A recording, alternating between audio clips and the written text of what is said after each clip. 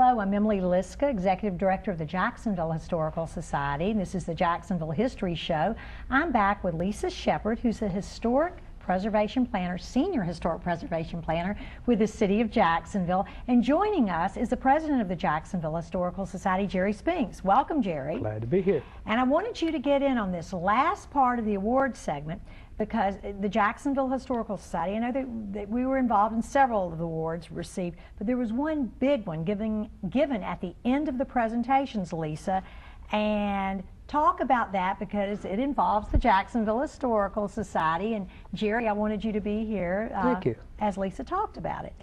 Well, this award a lot of times has gone to a single individual that has just spent many years of their life devoted towards history or historic preservation. And this year, for the 80th anniversary of the Jacksonville Historical Society, we felt that this would be a very good year to honor you guys. Well, thank you.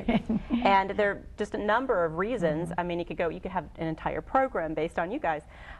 The program series that you do on, I guess, a quarterly basis. A wonderful speaker series on all subjects imaginable. Just a wonderful program on Mayport recently, on Civil War programs, our tourist year programs, our movie making programs. We just have it all. So thank you. Now there's another aspect. And of course this show. Which gets a lot poured out.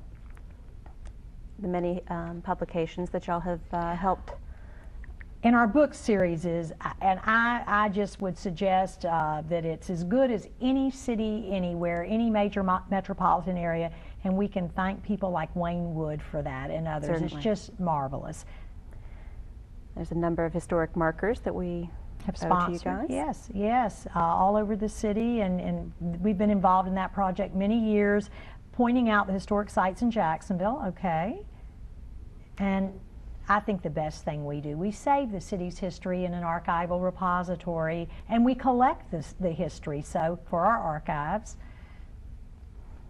And the work that you have done in saving not one, but two historic structures. And of course, Old St. Andrews, so many people familiar with that because it's the immediate across the street neighbor of the Jacksonville Veterans Memorial Arena, but next door is, of course, the wonderful James E. Merrill House, and Jerry was the restoration chairman of that house. Here it is, and he took that from what you see in the corner to the brilliant, brilliant museum house you see today.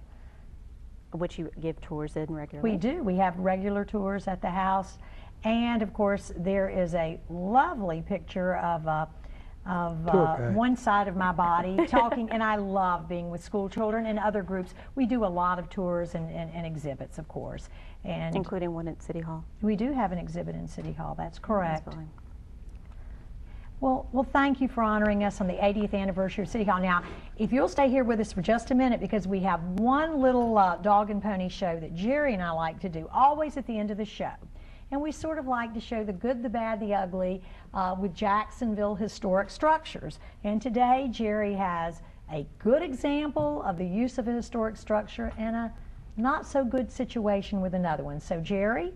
Well, let's take a look at the photos. The first one up, actually this is another program, and Ed Booth's in charge of the Historic Sites program. And on the endangered list, we have some, but some in town have been treated very well. This is 11 East. Formerly in 1917 it was built for Mr. Lynch. It became the American Heritage, and it was, the cost of construction in today's dollars was about $18 million. It has been well done, and it is almost fully occupied as downtown housing. So kudos to the folks that have made this a tool. And very quickly, the not so good situation. Well, the situation on the next one is the Bisbee building, and it's part of the downtown trio that has had many false starts but has remained strong. So we're looking forward to the continued efforts of the mayor and JEDC and others to find a commercial use to use these historic assets for the benefit of the city. And had been one of the most important buildings in the city's history. We hope that can make some sort of a comeback. I want to thank both of you for being guests today. It's so important to take care of the city's history. And but Lisa Shepard, thank you. Jerry Spinks, thank you. That's all for now, and until next time, we're history. Thanks a lot. I'm Emily Rutherford Liska. Join us again.